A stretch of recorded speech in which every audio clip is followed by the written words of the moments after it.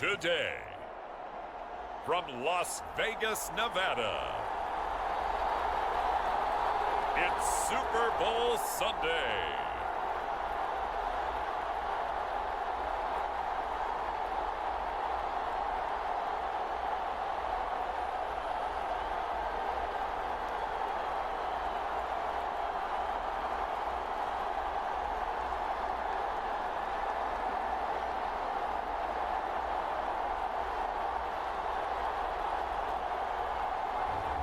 It's the Seattle Seahawks taking on the Denver Broncos. We are pleased as always to be bringing you coverage of the National Football League on EA Sports. Tonight, it is all on the line. We play for the Lombardi Trophy, as it'll be the AFC champion Denver Broncos taking on the NFC champions. Brandon Gaudin alongside Charles Davis. Well, Charles, it's been less than a decade since the Broncos were here. In theory, they're ahead of the curve, but it's been a long road from Super Bowl 50 to now. And yeah, what a season they've had. They had not won a single playoff game in interim, but now they're back, working for what would be their fourth Super Bowl title. Meanwhile, for the Seahawks, this is a club that's been put together largely through the draft the last few years. They've hit some home runs, and now here they are seeking their second Super Bowl title ever. And while now it might be hard to believe in that first one, they were big underdogs. Super Bowl 48 to Peyton Manning and the Broncos at MetLife Stadium. Well, they were jet-propelled that day, and they'd like to be the same in this game.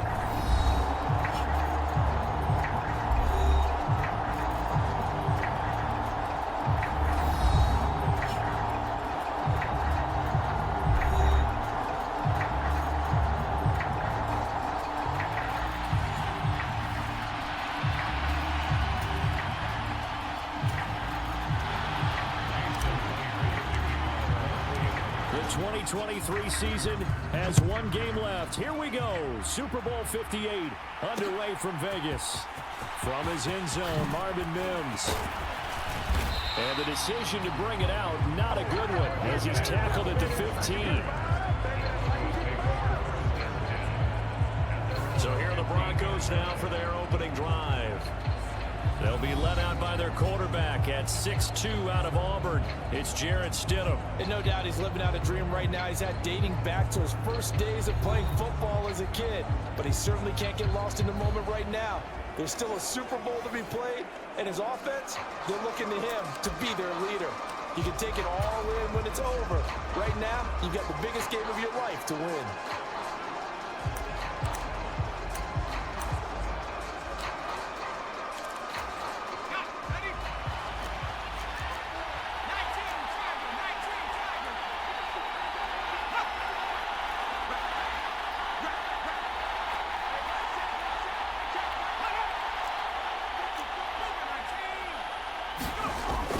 First and 10, it's Stidham.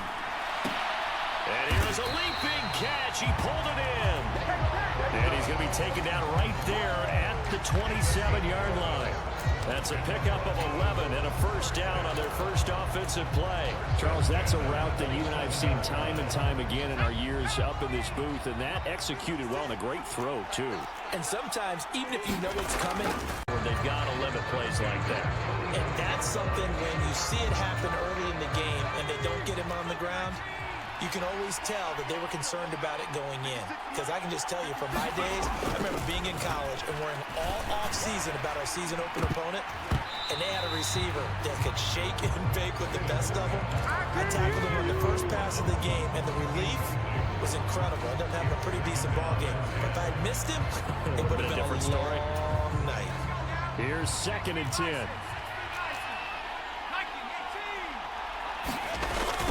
They'll run it for the first time with Williams. And that one blown up quickly, as he's going to be stopped before he can even get started. He went backwards 7 yards, setting up a tough third down. These guys off the edge are already tough to contain when they're protecting a stationary target.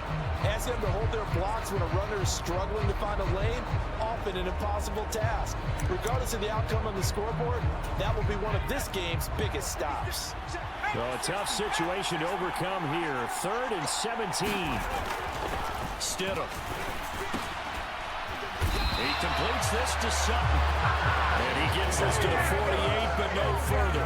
Well short of the line to gain. They pick up 10, but it'll still lead to a 4th down.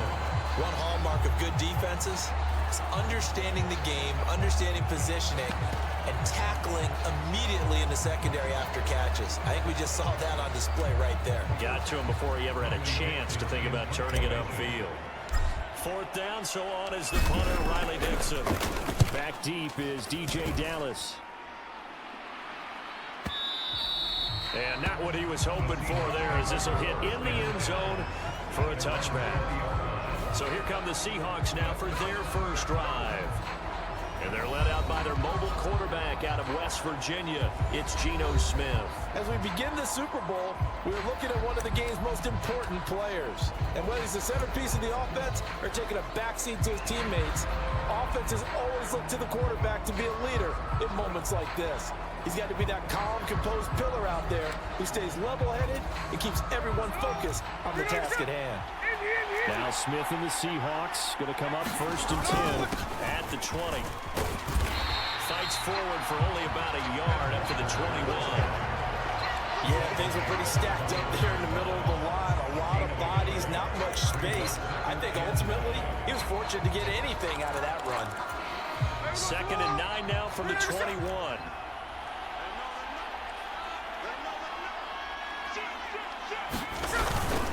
Sticking with Walker on 2nd down. And he'll be out of bounds right at the 40. That good for 19 and a 1st down. Although his reputation as a speedy runner precedes him, it's always fun to watch him work. It is eye-opening, isn't it? Because when you see him get the ball and just go, in addition to that speed, it helps out his blockers. They don't have to hold blocks for long because he's just going to speed right past them. Walker now on 1st and 10. They'll get this up to about the 44. And that was a quality play to start a new set of downs. That was simply an offensive line winning the battle up front and winning it in a big way and giving their guy in the backfield a nice lane to hit.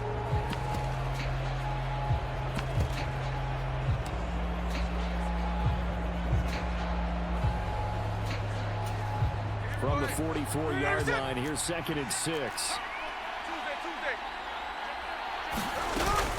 And going right back to Walker, shedding through the defense. And he'll get it into enemy. One of the GMs in the league has told me repeatedly, it's a big man's game. And it's not necessarily size. He's talking about playing some big boy football.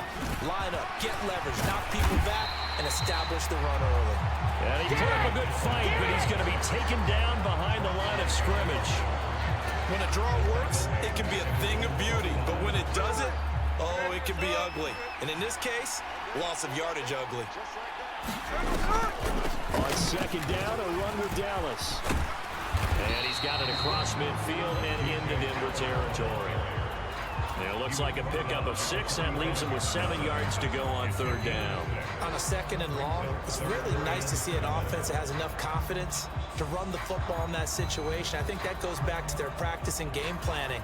They've seen things that they've seen on tape and in previous games that led them to believe that even in a long-distance situation, they can still run the football and gain enough yardage to put themselves in a good spot on 3rd down. And he is out of bounds, but not before he's inside the 30. They get 17 on that one, move the chains, 1st down Seahawks. So after several rushes to start the game, Charles, they go to the air there and get a nice completion. Nice mix-up on the play calling, right? Establish the running game, make the defense think you're going to do it again, and then hit them over the top. Now you've got them betwixt and between. They don't know which way you're going to come at them. Down at the 25. When a drive goes this long, you have to give a lot of credit to the guys up front, those big fellas, because the offensive line is putting something together that allows them to continue to control the ball. I know a lot of people think they get fatigued on a long drive. Actually, a lot of times the reverse happens. They actually get energized because they're controlling the ball, and they're the ones dictating to the defense. Now they're staring at a 3rd and 8. That last play, backwards a yard. Let's face it, that's just a helpless feeling for a running back there. He's looking up to find a hole, and all he finds is a whole lot of ticked-off linebacker. Throwing on 3rd down, Smith. And he will not be able to hang on through the contact. It's incomplete. The coverage strong, and now it's 4th down. On comes the Seahawk kicker here on 4th down. It's Jason Myers. Myers' kick is good, and the Seahawks grab a 3-0 lead.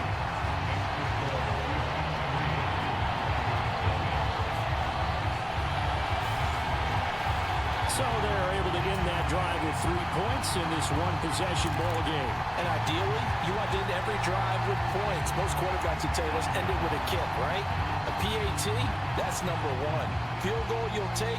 Punts, you really don't want to do that. In this case, they'll take the field goal and get prepared for the rest of the game. Myers now converted on the field goal try. Now he's on to kick it away. And here comes a return from the middle of the end zone. And no chance to get away as they'll get him down at about the 17-yard line. So now the second drive offensively coming up for the Denver Broncos. They trail early on in this Super Bowl as they come up 1st and 10.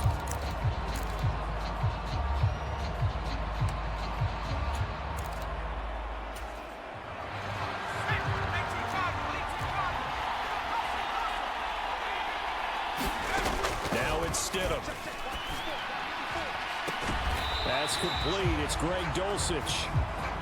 Call it a gain of 6 on the play, and that will bring up 2nd down. We've seen quite a bit of the short passing game here early on first quarter, haven't we? We have, and I think it works a couple of ways for this team because, number 1, you throw the short game until they stop it. And if they're not going to stop it, you keep throwing. A fight for the football, and it's intercepted. End of 1 in Super Bowl 58.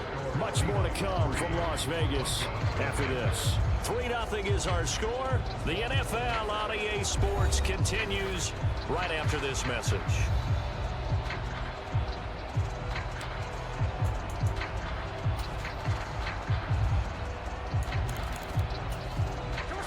Here's the Seattle offense ready to get this drive underway.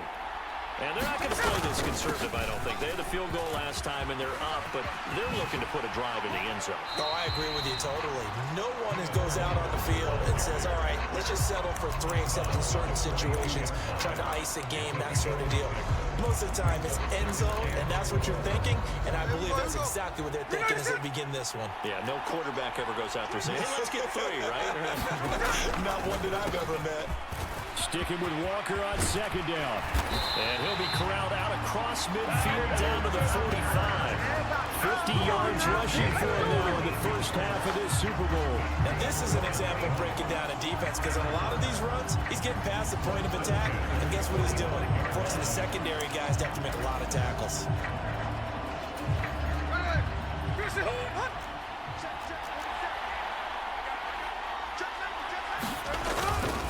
Again, it's Walker.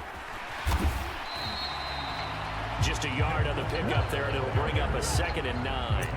No doubt about it. A really nice job there by the defense, not allowing him to get to the perimeter. But that means your defensive ends, your outside linebackers, the guys that you pay big money to sack the quarterback, they also have to have interest in the running game as well. And they did a nice job there, holding the point of attack and not giving ground. Here's Smith now on 2nd down. Quick throw, knocked away, and incomplete. Textbook coverage right there. Played the ball, never lost sight of where it was headed, and stayed in perfect position to make a play on it. Able to keep the receiver and the quarterback in his sight lines. Now it's Smith. And the catch is made here by Tyler Lockett. And he gets this inside the 35-yard line. His first catch there, good for 10 yards and a first down. As an unbiased observer, I think it would have been interesting to see what they would have done if they hadn't gotten the first down there. But since they did, I guess the point is moot. And they're right there in that middle ground, field goal range, punt, go for it. But as you said, they picked it up. Quick throw knocked away. It's incomplete. Well, they've been back on their heels a little bit here in this drive, but a chance to exhale just a little bit there with incompletion on first down. Now they have to gear up, try and get 2 more stops, and escape this drive. Smith, an incomplete pass on first down. Now it's 2nd and 10. This is Dallas, an inside handoff.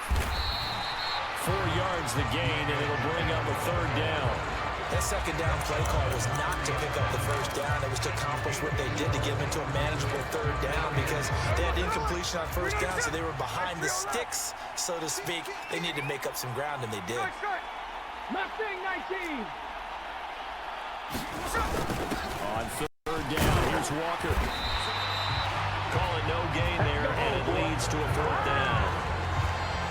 And as a defensive end, getting off the ball quickly, swarming to the football, making a tackle, that's what we saw right there. Yeah, that's what their job is, and really a lot of the time they have to throttle back a little bit in the run game because you know those defensive ends, they're like in a sprinter stance. They're just headed straight for the quarterback. That was good recognition on that play to hold them to no gain.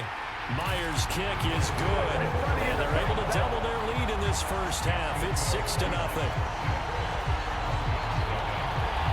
The coach tells his defense, don't let them score off of this. You've got to put out the fire. In fact, in 2021, that's what one NFL coach termed his defense. The firemen. Go out there, guys, and don't let them put some points on the board. And the decision to bring it out, not a good one, as he's tackled at the 15. Denver's offense ready to go again. And we'll see if they can bounce back from that last drive. In particular, if they can bounce back at the quarterback position, Charles, after throwing their first interception of the ball game. Yeah, some guys, you know they're going to want to try and get a big play right away and take control back. Others, they're going to look to hit a couple shorter passes and get a little momentum back that way. But for the defense, that goal's not changing a bit. They want another pick. You're exactly right about that. In fact, you got to watch them a little bit because in coverage, they may cut down their gaps a little bit, maybe their splits a little bit in order to try and get to the ball even faster. Okay, I think we can safely agree. That's not a call you see very often on 1st and 10. Ever. Who calls it first?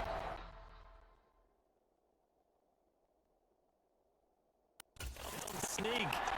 I guess the best we've probably seen is a first down quarterback draw. Right. Yeah, but not a sneak. But they did gain yards. A short one to the tight end, Trumpin. And he'll get nothing out of that one. So he stopped for no gain. And that's going to set up a tough 3rd and 9. I know exactly what's going to be said about that play from the defensive perspective. What's that? That's why I tell all you guys we need more than one tackler to the ball. He broke the first tackle. Luckily enough, there were more people there to get him down. They go play action with Stidham. And this is going to be incomplete. It's going to be another frustrating end to a drive here. This offense, they've not been able to get anything going in this first half. And now it's going to be time to gather on the sideline. And they're going to fake it from deep in their own territory. And the gamble pays off. They give the first.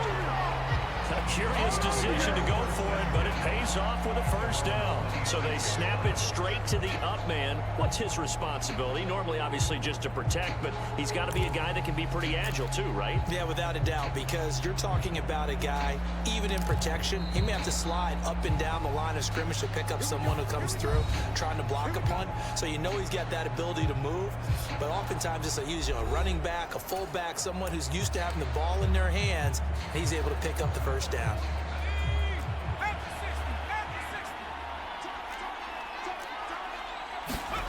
Now Stidham on first down.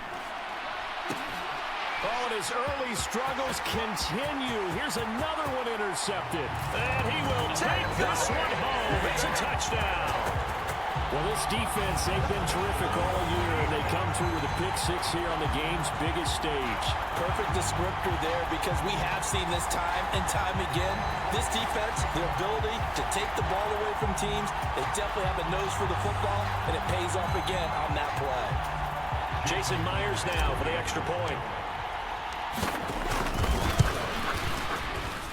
And he's got it to make it now 13-0. So the defense creating some points, not only getting the interception, but then returning it to the end zone for the pick 6. So they throw the pick 6. They'll get another shot at it now as this one's in the air. This will be brought out from the middle of the end zone. And the decision to bring it out, not a good one, as he's tackled at the 15. For most people, the excitement of a kickoff return is to see a long one that goes back in the opposite direction. But for the guys covering it, it's being able to stop them deep